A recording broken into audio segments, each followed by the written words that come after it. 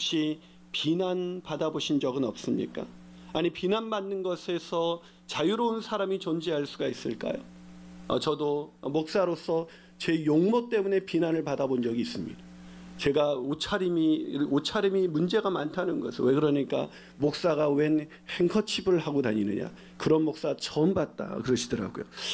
그런 것도 비난받을 일인가라는 생각이 들 때가 있지만 이유 없이 비난을 받을 때가 있죠. 오늘 본문에도 성벽을 재건하려는 느헤미야와 유다 사람들이 비난과 조롱을 받고 있는 장면이 기록되어 있습니다. 오늘 본문 1절을 한번 읽어볼까요? 1절입니다. 시작. 산발락과 우리가 성을 건축한다함을 듣고 그게 분노하여 유다 사람들을 비웃었다. 여러분 보이세요? 분노하며 비웃었다. 그렇습니다. 느헤미야와 성벽을 재건하려는 유다 사람들을 단순한 비난이 아닌 감당하기 어려운 비난과 조롱과 미움을 퍼붓고 있는 사람들이 있었습니다. 여러분 마음이 어떨까요? 비난받을 때 다 때려치고 싶지 않습니까? 최선을 다해서 일하고 있는데 너 그것밖에 못해 라는 얘기를 듣게 되면 우리는 일을 그만두고 싶은 감정이 생기는 것이죠. 아니, 위대한 심리학자 한스 셀리는 이렇게 말합니다. 우리는 칭찬을 갈망한 것만큼이나 비난을 두려워합니다. 하지만 오늘 본문에서 느헤미야와 유다 사람들은 그 비난에 조금도 흔들리거나 두려워하지 않았습니다. 아니, 오히려 그 비난 속에서도 그들은 일을 이루어내기 시작했습니다. 자, 오늘 성경 6절 보시죠. 본문 6절 한번 읽어볼까요? 시작. 이에 우리가 성을 건축하여 전부가 연결되고 높이가 절반에 이르렀으니 이는 백성이 마음들여 일을 하였음이라. 놀랍지 않습니까? 계속되는 비난과 조롱, 그 엄청난 압박 앞에서 흔들리기는커녕 성벽의 모든 것을 이었고 높이가 이미 절반에 이를 수 있게 재건하고 있는 것입니다. 사랑하는 여러분이 삶을 살아가다가 일터에서, 아니 주위 사람들에게, 아니 심지어 사랑하는 가족과 부모와 친지들로부터 이유 없는 비난으로 인해서 상처를 받으신 적은 없습니까? 아니, 이유 없는 비난으로 인하여 낙심하여 더 이상 아무것도 할 수 없는 그런 지경에 이른 사람은 없습니까? 아니, 비난이 올 때 마음은 심히 상하는데 그것을 어떻게 처리해야 할지 모르는 상태로, 그냥 상처 입은 상태로 오늘을 살아가고 있는 사람들은 없습니까? 그렇다면 누군가 이유 없이 비난할 때 우리는 어떻게 그 비난을 극복할 수가 있는 것일까요? 첫 번째로 비난에 감정적으로 대응하지 말아야 한다는 것입니다. 뭐라고요? 비난이 올 때 감정적으로 대응할 필요가 없다는 것입니다. 여러분, 사람들이 누군가의 비난에 마음이 쉽게 무너지는 이유가 있습니다. 그것은 비난에 감정적으로 대응하기 때문입니다. 블레인 앨런은 비난에 대처하는 10가지 방법이라는 책에서 이렇게 말합니다. 무시해라, 흘려버리라, 비난자는 자신이 무슨 말을 하는지도 모른다. 느헤미야는 마치 이 책을 읽은 사람처럼 오늘 본문에서 행동하고 있습니다. 자신을 비난하는 산발락과 도비야에게 어떤 감정적인 대응도 하지 않습니다. 그럼 본문을 한번 잘 읽어보세요. 그럼 느헤미야가 자신을 비난하는 사람들에게 감정적인 대응을 하고 있는 장면이 있는지 없는지 찾아보시면 한 가지도 없다는 것을 알게 될 것입니다. 아니, 어떻게 인간이 그럴 수가 있어요? 여러분, 인간은 비난을 받으면 자동적으로 감정적으로 대응하게 되어 있습니다. 여러분 아닙니까? 우리가 심지어 운전 중에도 누가 나를 빵 하면 내 운전이 잘못됐다는 어떤 비난의 소리로 들으면서 갑자기 화가 치밀어 오르는 것을 견딜 수가 없지 않습니까? 얼마 전이었습니다. 직진과 우회전이 동시에 되는 차선에 제가 직진하기 위해서 서 있었습니다. 빨간불이었기 때문에 이렇게 서 있었죠. 근데 뒤에 선 차가 계속해서 빵빵거리는 거예요. 아마 그 차는 우회전하기 때문에 네가 직진을 좀 더 나가라는 얘기죠. 그러나 빨간불이었고 사람들이 지나가고 있는 상황이었기 때문에 저는 그대로 있었습니다. 근데 그 사람이 계속 빵빵거리는 거예요. 제가 어떻게 했을까요? 화가 치밀어 올랐습니다. 저는 내려서 그 차로 가서 이 차선은 직진도 가능한 차선이라는 것을 알려주기 위해서 내려서 뒤에 가서 그의 차의 창문을 두드렸습니다. 그러자 짙게 썬팅된 그 창문이 스르르 내려오더니 그 사람이 저를 놀라는 표정으로 이렇게 말했습니다. 아니, 목사님 아니세요?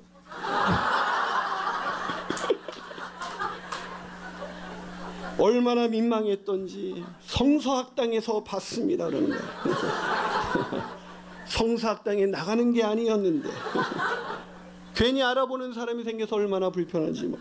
사랑하는 여러분, 저는 목사이지만 솔직히 누군가의 비난과 비난을 받을 때 감정을 컨트롤한다는 게 결코 쉽지가 않습니다.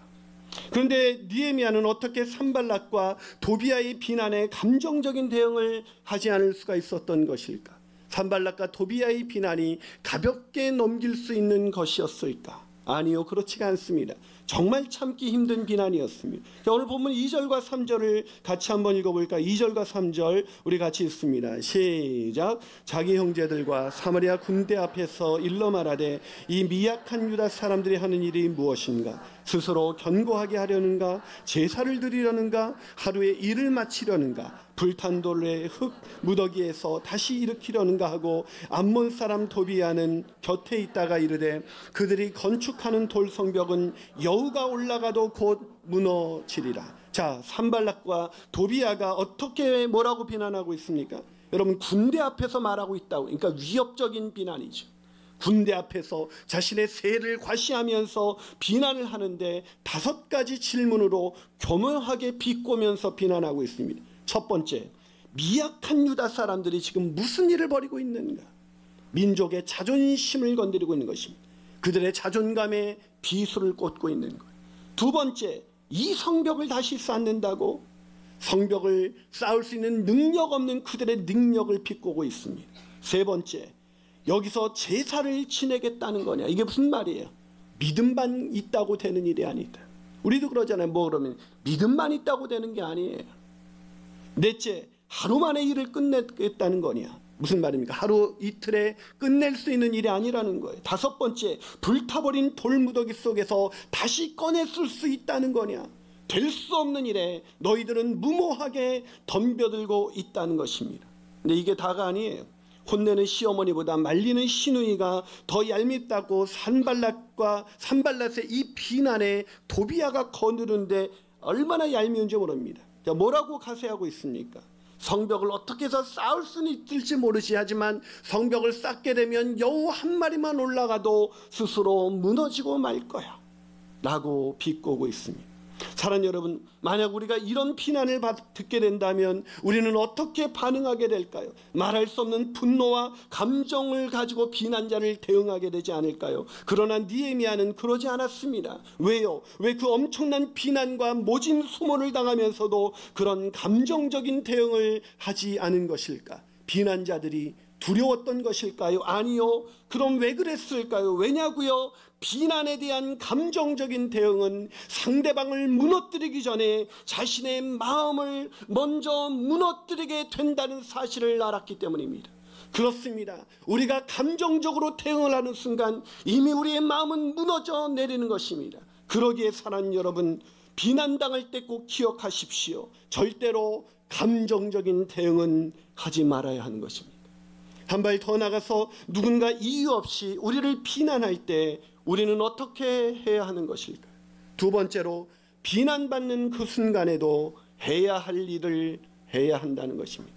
비난받는 그 순간에도 뭐 해야 된다고요? 해야 할 일을 해야 합니다. 여러분, 사단이 하나님의 일을 방해할 때 가장 자주 쓰는 것이 바로 비난입니다. 왜냐하면 비난받으면 반드시 감정적인 대응을 하다가 마음이 무너져 내리기 때문이죠. 하지만 사단이 비난이라는 방법을 더 자주 사용하는 더 중요한 이유가 있습니다. 그게 뭘까요? 그것은 비난을 받으면 하던 일을 그만두게 된다는 것입니다. 여러분, 제가 간단한 퀴즈를 하나를 내겠습니다. 비행기를 처음 고안해낸 사람은 누굴까요? 일부에서는 답이 있었는데 여긴 거의 없어요. 누굴까요? 라이트 형제. 땡입니다. 제가 그렇게 쉬운 답이라면 쉬운 질문을 제가 여러분에게 냈겠어요? 여러분, 비행기를 처음 고안해낸 사람은 사무엘 랭글리라는 하버드 출신의 천재 물리학자였습니다. 그는 1898년 당시 무려 정부로부터 5만 달러라는 엄청난 지원을 받아 1901년 인류 최초로 무인 비행기를 처음 만들어낸 아주 탁월한 사람이었습니다. 하지만 우리는 비행기를 처음 발명해낸 사람 하면 사무엘 랭글리를 기억하지는 않습니다. 왜요? 왜 그럴까요? 그것은 1903년이었습니다. 10월 8일 사무엘 랭글리는 수많은 사람들이 지켜보는 가운데 수년간 기울인 첫 유인 비행기를 실험하기 위해서 비행기를 공중으로 띄웠습니다. 하지만 이륙하자마자 겨우 45m 떨어진 곳에 추락하고 만 것입니다. 그러자 여기저기서 비난이 쏟아지기 시작했습니다. 하지만 사무엘 랭글리는 동요하지 않고 팔주지 다시 찰스 맨리와 함께 다시 비행을 시도하기 시작했습니다. 하지만 이번에는 비행기가 이륙하기도 전에 날개를 받치고 있었던 그 케이블이 끊어지면서 다시 강물 아래로 곤두박질 치기 시작했습니다. 그러자 이번에는 정말 견디기 힘든 매우 혹독하고 잔인한 비난이 일어나기 시작했습니다. 랭글리의 이 비행 시도는 랭글리의 바보 짓으로 불려지기 시작했고, 당시 뉴욕타임스는 랭글리 교수가 시간과 돈을 낭비하는 비행 실험을 계속함으로 인해 과학자로서 위대함이라는 그 위험에 빠뜨리지 않기를 바란다라는 그런 모진 비난을 쏟아내기 시작했습니다. 결국 랭글리는 이 비난에 무너지고 말았습니다. 이를 포기한 것입니다. 그렇습니다. 비난을 당하게 되면 우리의 마음속에서 더 이상 이 일을 하고 싶진 않아, 일을 그만두게 되어 있습니다. 직장에서, 상사로부터, 가정에서 부모나 누군가로부터, 아니 하나님 일을 하면서 누군가로부터 들려오는 그 비난의 소리를 듣게 됐을 때 일을 그만두게 되는 사람들이 얼마나 많은지 모릅니다. 영문학을 빛내게 한 토머스 하디가 영구히 소설을 쓰지 않게 된 것도 바로 비난 때문이었습니다. 영국의 천재 시인 토마스 채터슨을 자살로 몰아넣은 것도 바로 비난 때문이었습니다. 하지만 오늘 본문에서 느헤미야와 유다 백성들은 일을 그만두지 않았습니다. 아니, 오히려 최선을 다해서 일하기 시작했습니다. 자, 오늘 본문 6절을 한번 확인해 볼까요? 자, 6절입니다. 있습니다. 시작.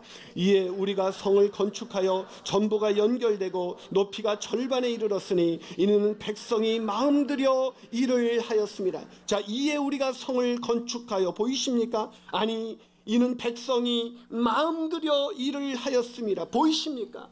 네, 그렇습니다. 느헤미야와 유다 백성들은 산발락과 도비야의 그 엄청난 비난에도 불구하고 오히려 흔들림 없이 마음을 들여서 전심을 다해서 해야 할 일에 집중하기 시작했던 것입니다. 그리고 그 해야 할 일에 집중했던 그 결과 그 짧은 시간 안에 성벽 모두가 연결이 되어지고 성벽 높이의 절반을 쌓을 수가 있게 된 것입니다.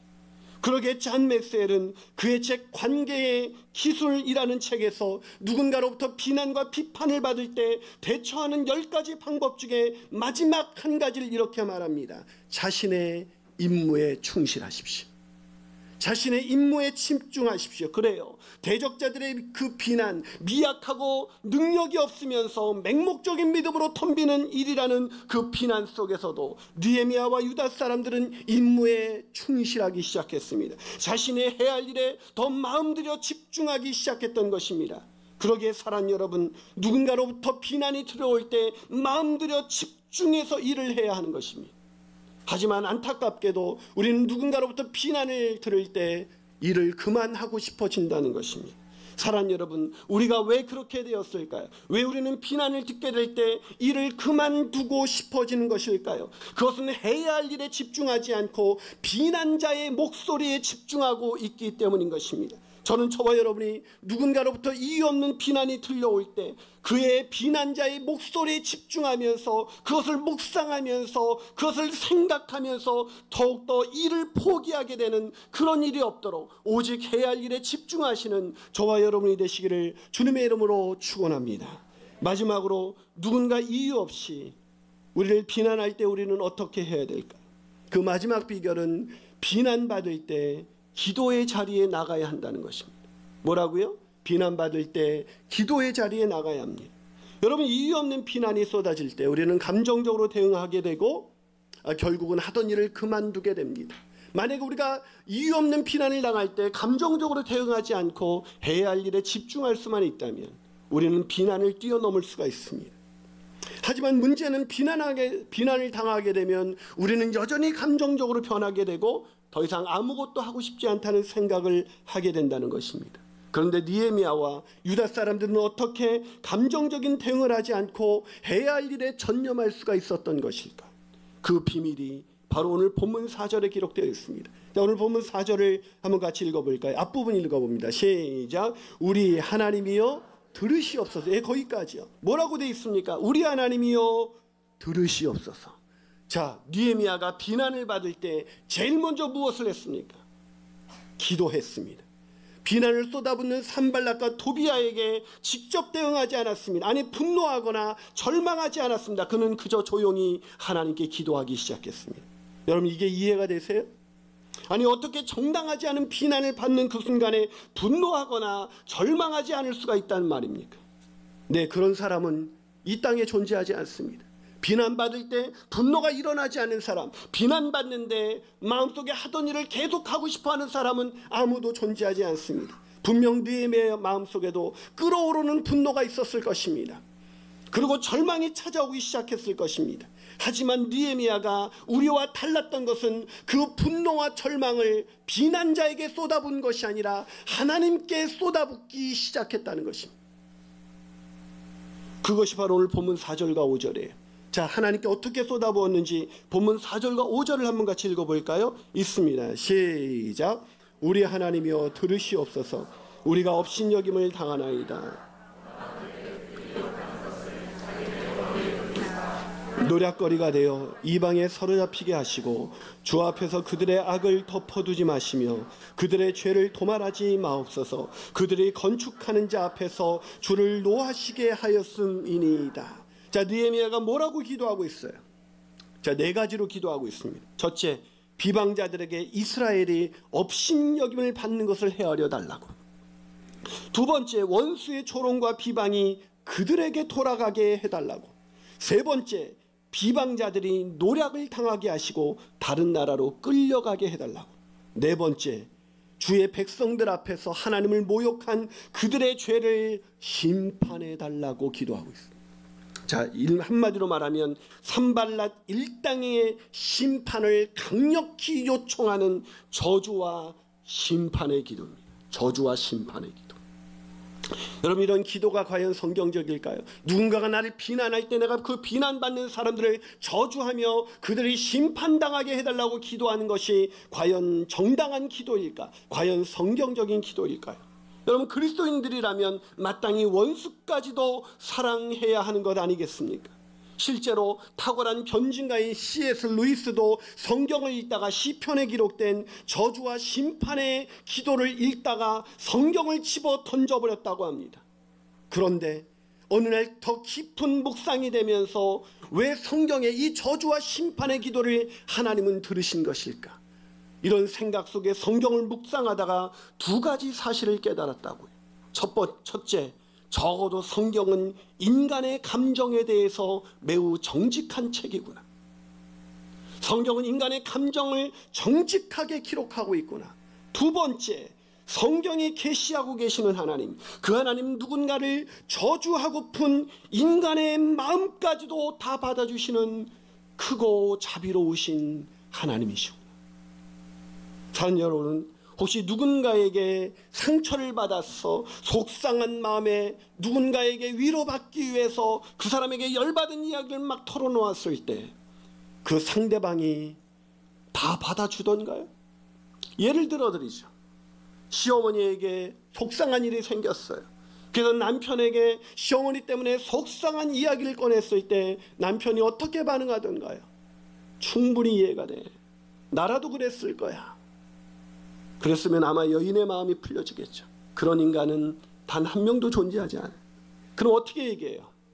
네가 뭔가를 잘못했겠지. 그럼 며느리가 돼서 네가 그게 할 말이야? 그럴 때 여성들의 마음이 어때요? 시어머니를 비난하고자 했던 얘기가 아니에요. 이유 없는 그 비난 때문에 마음에 견딜 수 없는 그 감정을 누군가에게는 토해내고 싶었던 거예요. 그럴 때가 있잖아요. 너무나 많은 이유 없는 비난을 받을 때 그 억울함을 누군가에게는 토해내고 싶을 때가 있잖아요. 그래서 가장 사랑하는 남편에게 말한 거잖아요.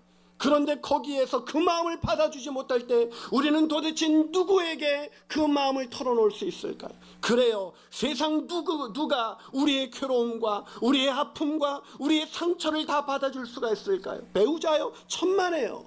친구요? 아닙니다. 부모요? 자식도 소용없습니다. 우리의 모든 괴로움과 모든 절망과 모든 아픔과 모든 상처를 다 받아주실 수 있는 유일하신 분, 그분은 바로 하나님 아버지밖에 없습니다. 그렇습니다. 하나님만이 우리의 그 어떤 것도 다 받아주실 수 있는 한없는 자비와 은혜가 무궁하신 하나님이신 것입니다. 느헤미야는 그것을 알았던 것입니다. 그래서 그는 감내할 수 없는 산발랏 일당의 그 모진 비난과 조롱을 받았을 때, 그의 마음이 찢겨졌을 때, 그 어디에서도 위로받을 수 없을 때 오직 하나님 아버지께 나갔던 것입니다. 사랑하는 여러분, 이유 없는 비난과 조롱으로 인해서 상처와 아픔을 겪고 계십니까? 아니, 분노와 절망 속에서 오늘을 힘겹게 살아가고 있지는 않아요? 아니, 더 이상 아무것도 할 수 없는 지경에 이르셨습니까? 그렇다면 기도하십시오. 우리의 마음과 심정을 잘 아시는 주님께 나가서 기도하십시오. 놀랍게도 그 비난과 조롱에도 불구하고 오늘 우리에게 주어진 사명을 감당할 수 있는 용기를 허락해 주실 것입니다. 서두에 저는 기시미 이치로와 고가 후미타케의 미움받을 용기라는 책의 이야기로 설교를 시작했습니다. 이 책은 한 청년과 한 철학자의 대화로 이루어져 있습니다. 마치 플라톤의 대화론처럼 그렇게 대화체로 이루어져 있어요. 그 책에서 청년은 철학자에게 조언을 구합니다. 너무나 힘겨운 인간관계 속에서 내가 어떻게 살아야 될까? 그때 철학자는 청년에게 이렇게 조언을 합니다. 유대교 교리 중에 이런 말이 있네. 10명의 사람이 있다면 그중 한 사람은 반드시 당신을 비판한다. 당신을 싫어하고 당신 역시 그를 좋아하지 않는다. 그리고 그 10명 중에 2사람은 당신과 서로 모든 것을 받아주는 더할 나위 없는 그런 벗이 된다. 그리고 남은 7명은 이도저도 아닌 사람들이다. 이때 나를 싫어하는 그 한 명에게 주목할 것인가? 아니면 나를 사랑해주는 그 2사람에게 집중할 것인가? 혹은 남겨진 이도저도 아닌 사람에게 집중할 것인가? 그게 바로 관건일세. 인생의 조악에 결여된 사람, 그 사람은 나를 싫어하는 그 한 명만 바라보면서 세상을 판단하지. 인간관계의 조화가 결여된 사람, 그래서 마음의 상처를 끌어안고 오늘 해야 할 일마저 포기하고 싶은 그 지경에 이른 사람, 그것은 나를 비난하는 그 한 사람, 그 한 사람에게 집중하면서 세상을 판단하는 그런 어리석은 길을 걸어가고 있는 것입니다.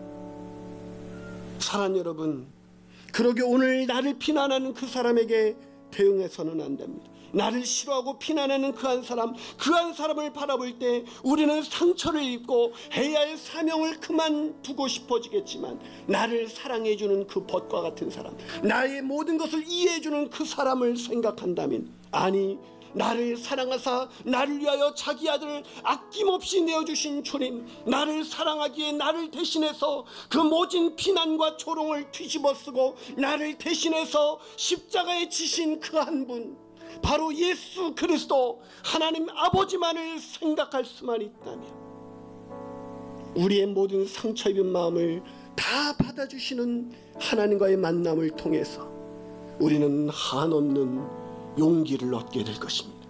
그리고 우리에게 주어진 이 길을 끝까지 걸어갈 수가 있는 것입니다. 사랑하는 여러분, 그 한 사람에게 대응하지 말고, 그 한 사람이 전해준 그 비난의 목소리에 집중하지 말고, 오직 나를 사랑하사 나를 위하여 자기 몸을 아낌없이 내어주시고 내 대신 조롱과 비난을 뒤집어 쓰신 주님을 바라보십시오. 그때 우리는 비난을 뛰어넘는 용기를 얻게 될 것입니다.